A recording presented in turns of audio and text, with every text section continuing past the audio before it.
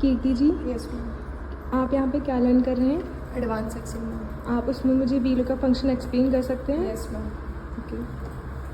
जैसे कि हमें एक शीट दी गई है, इसमें से हमें कृष्ण नाम का डाटा को फाइंड करना है, तो उसके लिए हम क्या करेंगे, तो VLOOKUP फंक्शन का यूज़ करेंगे।